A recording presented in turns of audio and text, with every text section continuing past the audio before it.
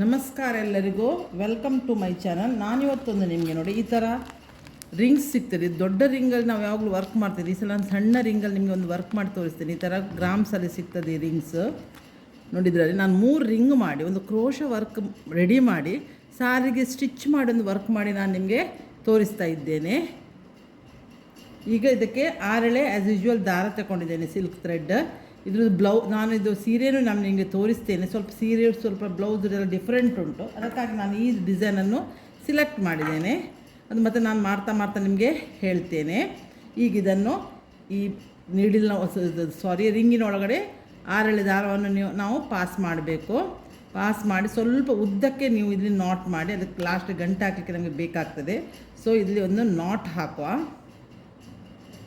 ಇದು ರೆಡಿ ಕುಚ್ಚು ಮಾಡಿ, ಇದು ಡಿಸೈನ್ ಮಾಡಿ ಕ್ರೋಶ ಮಾಡಿ ಸಾರಿಗೆ ಸ್ಟಿಚ್ ಮಾಡೋದು.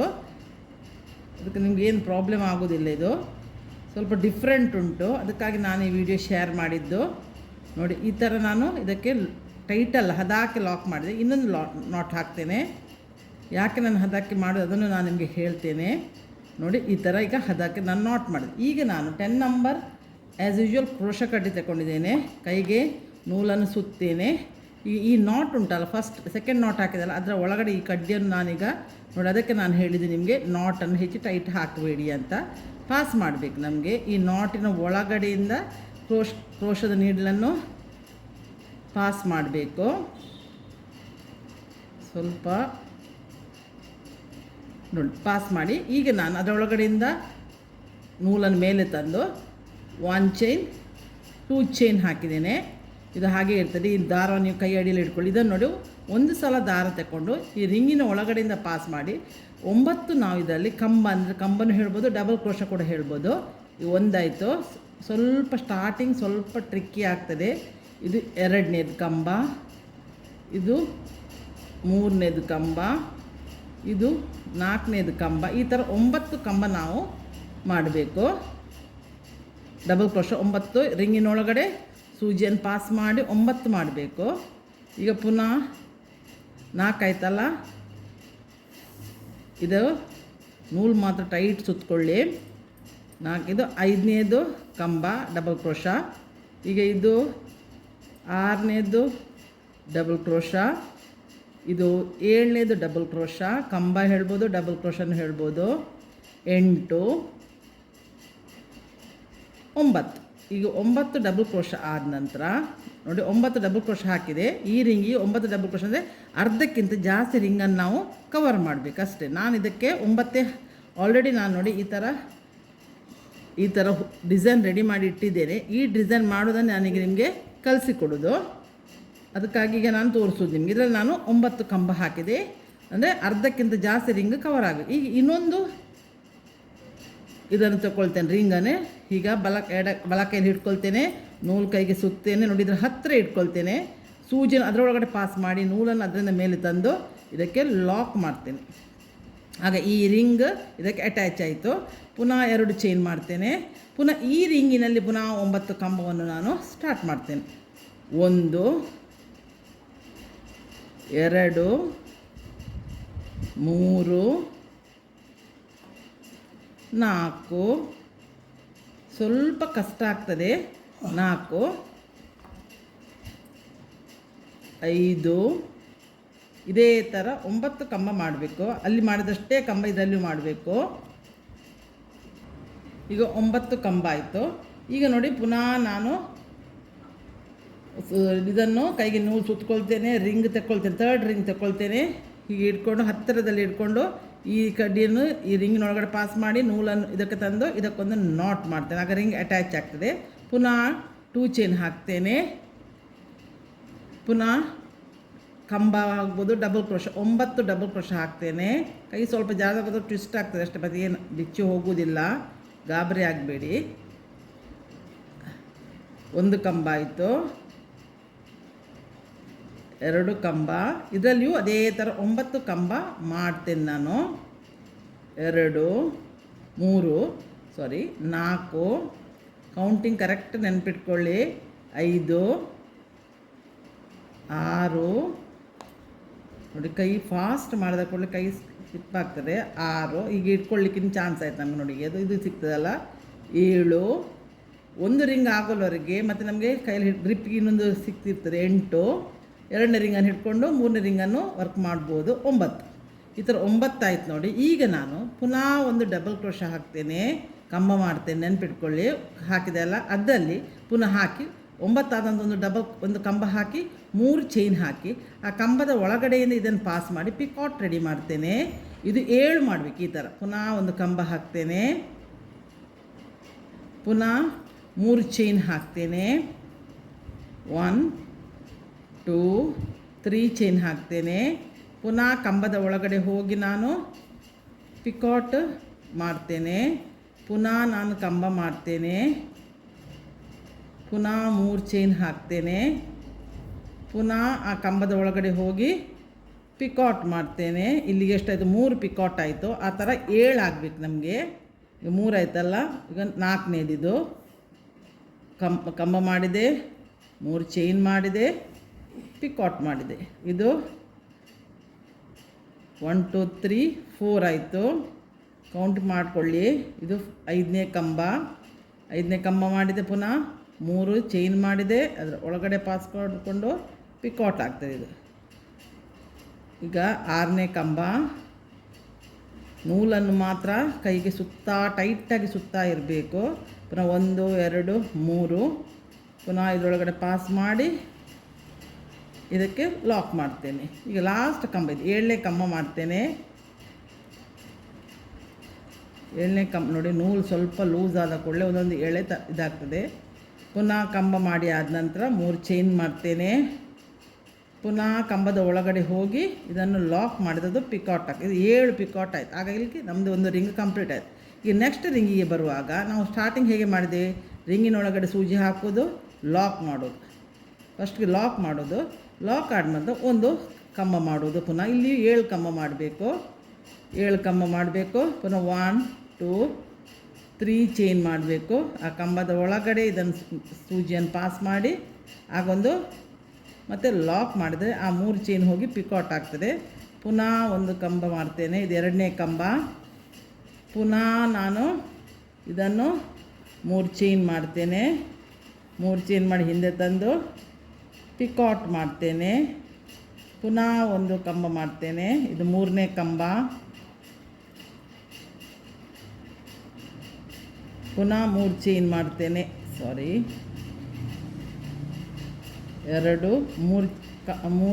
ಚೈನ್ ಮಾಡ್ತೇನೆ. ಆ ಕಂಬದ ಒಳಗಡೆ ಕೊಂಡೋಗಿ ನಾನು ಪಿಕಾಟ್ ಮಾಡ್ತೇನೆ. ಇಲ್ಲಿ ಹತ್ತಿರ ಬರುವಾಗ ನಮಗೆ ಈ ದಾರ ಉಂಟಲ್ಲ, ಅದು ಸ್ವಲ್ಪ ರಗಳೆ ಕೊಡ್ತದೆ. ಅದನ್ನು ದೂಡ್ತಾ ಮಾಡಿಕೊಳ್ಳಿ. ಎಷ್ಟಾಯ್ತು ಇಲ್ಲಿ ಕಂಬ? 1 2 3 4 ಆಯಿತು. ಇನ್ನು 3 ಕಂಬ ಆಗಲಿಕ್ಕೆ ಉಂಟು. ಪುನಃ ಈಗ ಇದು 5ನೇ ಕಂಬ ಮಾಡ್ತೇನೆ, 3 ಚೈನ್ ಮಾಡ್ತೇನೆ. ಚೈನ್ ಮಾಡಿ ಕೈಗೆ ನೂಲು ಮಾತ್ರ ಕಂಪ್ಲೀಟ್ ಚೆಂದ ಮಾಡಿ ಸುತ್ತಕೊಳ್ಳಿ. ಪುನಃ 3 ಚೈನನ್ನು ಕಂಬದ ಒಳಗಡೆ ಕೊಂಡೋಗಿ ಸೂಜಿಯನ್ನು ಕೊಂಡೋಗಿ ಆಗ 3 ಚೈನ್ ಹೋಗಿ ಪಿಕಾಟ್ ಆಗ್ತದೆ. ಈಗ ಇಲ್ಲಿಗೆ ಎಷ್ಟಾಯಿತು? 1 2 3 4 ಆಯಿತು. ಇದು 5 1 2 3 ಚೈನ್. ಇನ್ನು 2 ಆಗಲಿಕ್ಕೆ ಉಂಟು. ಅದನ್ನು ನಾನು ನಿಮಗೆ ತೋರಿಸ್ತೇನೆ. ಮತ್ತು ಸೀರೆಗೆ ಸ್ಟಿಚ್ ಮಾಡಿಯೂ ತೋರಿಸ್ತೇನೆ ನಾನು ಇವತ್ತು. ಅದರ ಬ್ಲೌಸು ತೋರಿಸ್ತೇನೆ ನಾನು. ಯಾಕೆ ಇದು ಸಾರಿಗೆ ಈ ಥರ ವರ್ಕ್ ಸಿಲೆಕ್ಟ್ ಮಾಡಿದೆ ಅಂತ ನಿಮ್ಗೆ ಅದನ್ನು ತೋರಿಸ್ತೇನೆ. 2 3 ಇನ್ನು ಒಂದು ಕಂಬ ಮಾಡಿದರೆ 7 ಆಗ್ತದೆ.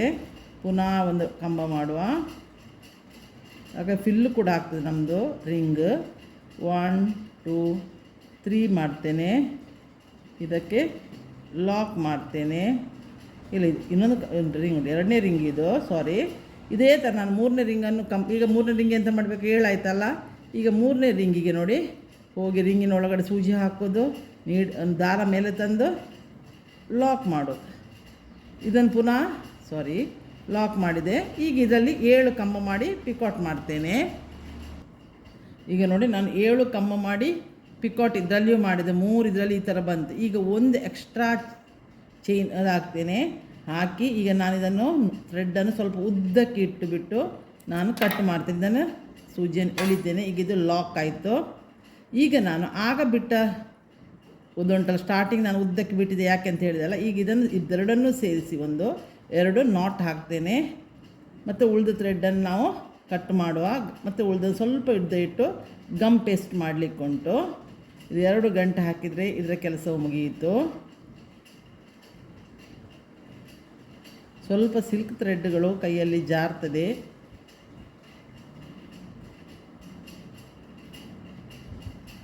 ಹೀಗೆ ಬಂತು. ಸೊ ಇದನ್ನು ನಾನು ಒಟ್ಟು ಮಾಡಿ ಈಗ ಲಾಕ್ ಮಾಡ್ತೇನೆ. ನೋಡಿ ಕಟ್ ಮಾಡ್ತೇನೆ. ಎಷ್ಟು ಬೇಕು ಅಷ್ಟೇ ಇಟ್ಟರೆ ಸಾಕು. ಈಗ ಇದನ್ನು ನಾನು ಈ ಹಿಂಬದಿಗೆ ಇಲ್ಲಿಗೆ ಗಮ್ ಪೇಸ್ಟ್ ಮಾಡ್ತೇನೆ. ಒಂಚೂರು ಗಮ್ ತಗೊಳ್ತೇನೆ. ಚೂರು ಇದನ್ನು ಗಮ್ ಪೇಸ್ಟ್ ಮಾಡಿ ತುದಿ ಇನ್ನು ಬಿಚ್ಚಿ ಹೋಗೋದಾಗೆ.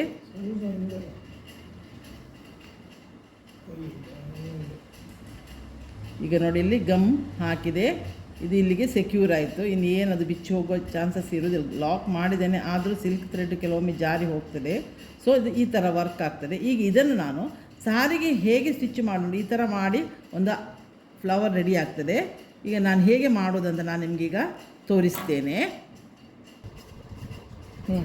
ನೋಡಿ ನಾನಿಲ್ಲಿ ನೋಡಿ ಇದನ್ನು ಈ ಥರ ಗಮ್ ಪೇಸ್ಟ್ ಮಾಡಿದ್ದೇನೆ. ಇದು ಸ್ಟಿಚ್ ಮಾಡಿದ್ದೇನೆ ಸಾರಿಗೆ. ಈ ಸಾರಿದ್ದು ಬ್ಲೌಸ್ ಉಂಟು ನೋಡಿ. ಇದು ಸಾರಿ ಇದೇ ಥರ ಪಿಂಕ್, ಇದು ಬನಾರಸ್ ಸಾರಿ. ಇದಕ್ಕೆ ಈ ಥರ ಬ್ಲೌಸ್ ಕೊಟ್ಟಿದ್ದಾರೆ. ಸೊ ಈ ಬ್ಲೌಸ್ ಇದಕ್ಕೆ ಈ ಸಾರಿಗೆ ಮ್ಯಾಚ್ ಮತ್ತು ಎಲ್ಲಿಯೂ ಈ ಬ್ಲೌಸಿನ ಕಲರ್ ಇದರಲ್ಲಿ ಇಲ್ಲ. ಸೊ ಇದಕ್ಕೆ ಮ್ಯಾಚ್ ಆಗೋ ಬ್ಲೌಸಿಗೆ ಮ್ಯಾಚ್ ಆಗೋ ಸಿಲ್ಕ್ ಥ್ರೆಡ್ ತಂದುಕೊಂಡು ಆರೇಳೆ ಮಾಡಿ ನಾನು ಈ ಥರ ಡಿಸೈನ್ ಮಾಡಿ ಇದಕ್ಕೀಗ ಸ್ಟಿಚ್ ಮಾಡಿದೆ. ಈಗ ಕಾಂಟ್ರಾಸ್ಟ್ ಬ್ಲೌಸ್ಗಳು ಬರ್ತಾ ಉಂಟಲ್ಲ ಅದಕ್ಕಾಗಿ.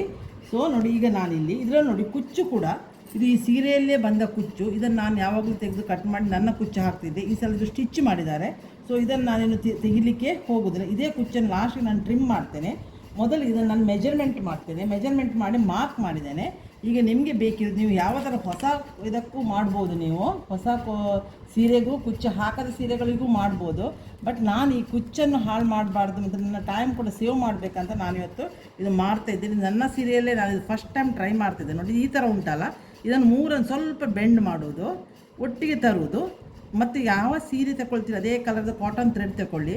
ಇದನ್ನು ಸ್ಟಾರ್ಟಿಂಗ್ ಹೊಲ್ಕೊಳ್ಳುವ ನಾವು, ಅಂದರೆ ಒಟ್ಟು ಮಾಡಿ ಹೊಲ್ಕೊಳ್ಳುವ. ಇಲ್ಲ ಜಾರುವ ಸಂಭವ ಉಂಟು. ಈಗ ಈ ಥರ ಮಾಡಿ ಈಚೆಯಿಂದ ಆಚೆ 2 ಸಲ ಮಾಡ್ತೇನೆ. ಆಗ ಒಳ್ಳೆ ಡಿಸೈನ್ ನೋಡಿ ಹೀಗೆ ಮಾಡಿ ನಾನು ಸ್ವಲ್ಪ ಎಳಿತೇನೆ. ಆಗ ನೋಡಿ ಇದು ನಾಟ್ ಆಯಿತು. ಈಗ ಇನ್ನೊಂದು ಮಾಡ್ತೇನೆ ಅದೇ ಥರ. ಆಗ ಕಂಪ್ಲೀಟ್ ಸೆಕ್ಯೂರ್ ಆಗ್ತದೆ ಡಿಸೈನ್. ನೋಡಿ ಎಷ್ಟು ಶೇಪ್ ಬರ್ತದೆ ನೋಡಿ ಡಿಸೈನ್. ಅದನ್ನು ತೋರಿಸ್ತೇನೆ ನಾನೀಗ ನಿಮಗೆ. ನೋಡಿ ಇಷ್ಟೇ ಸಾಕು. ಈಗ ನೋಡಿ ಈ ಥರ ಶೇಪ್ ಬಂತು ನೋಡಿ. ನಮ್ಮ ಈ ಥರ ಇದ್ದ ಡಿಸೈನು ನಾವು ಐಡಿಯಾ ಮಾಡಿದರೆ ಈ ಥರ ಬರ್ತದೆ. ಸೊ ಇದನ್ನು ನಾನೆಂತ ಮಾಡಿದೆ, ಪುನಃ ಮೇಲಿಂದ ತರ್ತೇನೆ ಸೂಜಿಯನ್ನು ನೋಡ್ಕೊಳ್ಳಿ.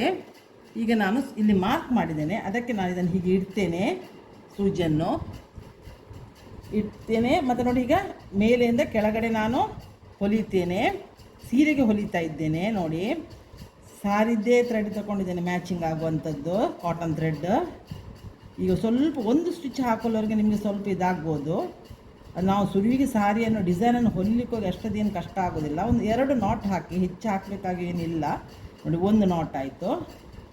ಪುನಃ 2ನೇ ನಾಟ್ ಇದು. ಆಗ ಸಾರಿಯಲ್ಲಿ ಅದು ನಮ್ಮ ಡಿಸೈನ್ ಸೆಕ್ಯೂರಾಗಿ ಕೂತ್ಕೊಳ್ತದೆ. ತೋರ್ತಾ ಉಂಟಲ್ಲ ನಿಮಗೆ.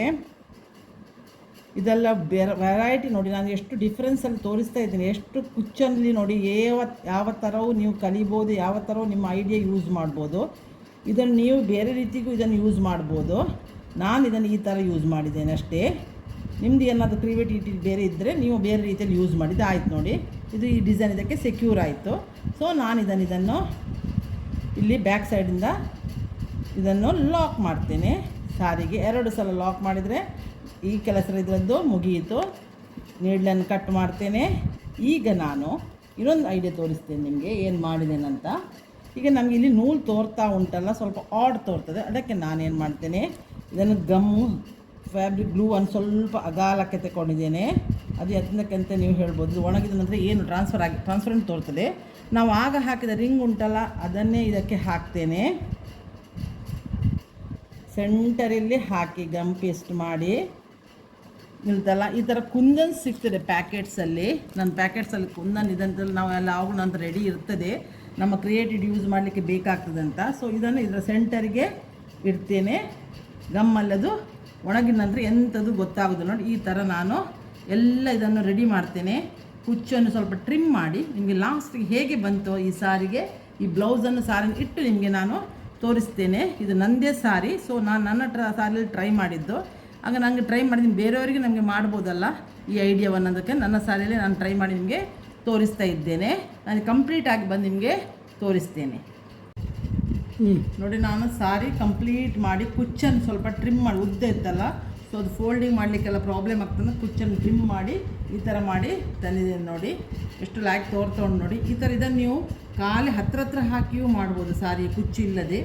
ನಾನು ಆಲ್ರೆಡಿ ಇದ್ರಲ್ಲಿ ಕುಚ್ಚು ಇದ್ದದಕ್ಕೆ ಇದ್ದ ಸಾರಿಗೆ ಈ ಥರ ಬ್ಲೌಸ್ ಇರ್ಲಿಕ್ಕೆ ಹೋಗಿ ಕಾಂಟ್ರಾಸ್ಟ್ ಬ್ಲೌಸ್ ಇದ್ದಾಗ ಈ ಥರ ನೀವು ವರ್ಕ್ ಮಾಡಿದರೆ ಒಳ್ಳೆ ರೀತಿಯಲ್ಲಿ ತೋರ್ತದೆ ಅಂತೇಳಿ ಈ ಥರ ಮಾಡಿದರೆ. ಈ ವಿಡಿಯೋ ನಿಮಗೆ ಇಷ್ಟ ಆದರೆ ಇದಕ್ಕೊಂದು ಲೈಕ್ ಕೊಡಿ, ಸಬ್ಸ್ಕ್ರೈಬ್ ಆಗದವರು ಸಬ್ಸ್ಕ್ರೈಬ್ ಆಗಿ ನೋಡಿ. ಆದಷ್ಟು ನನಗೆ ನೀವು ಸಪೋರ್ಟ್ ಮಾಡ್ತಾ ಇರಿದ್ರೆ ನಾವು ಬೇರೆ ಬೇರೆ ರೀತಿಯ ವೀಡಿಯೋವನ್ನು ಹಾಕಿ ನಿಮಗೂ ತಿಳಿಸ್ಬೋದು. ನೀವು ಕಲಿತು ನಿಮ್ಮ ಸೀರೆಗಳಿಗೂ ಮಾಡ್ಬೋದು, ಬೇರೆಯವರ ಸೀರೆಗಳಿಗೂ ನೀವು ಮಾಡ್ಬೋದು. ಇದು ಬಟ್ ನನ್ನದೇ ಸೀರೆ, ಆರ್ಡ್ರ್ ಅಲ್ಲ. ನಾನೀಗ ಮಾಡಿ ಇಟ್ಟುಬಿಟ್ರೆ ಇನ್ನು ಬೇರೆ ನನ್ನ ಕಸ್ಟಮರ್ಗೂ ನಾನು ತೋರಿಸಿ ಈ ಥರ ಐಡಿಯಾ ಉಂಟಂತ ಹೇಳ್ಬೋದಲ್ಲ, ಅದಕ್ಕಾಗಿ ನಾನು ಈ ಫಸ್ಟ್ ಮಾಡೋದಿದ್ದು ನಾನು ಈ ವಿಡಿಯೋವನ್ನು, ಇದನ್ನು ಪ್ಯಾಟರ್ನನ್ನು ಸೊ ಮಾಡಿ ನಾನು ಇದಕ್ಕೆ ಟ್ರೈ ಮಾಡಿದ್ದು ನನ್ನ ಸಾರಿಗೆ.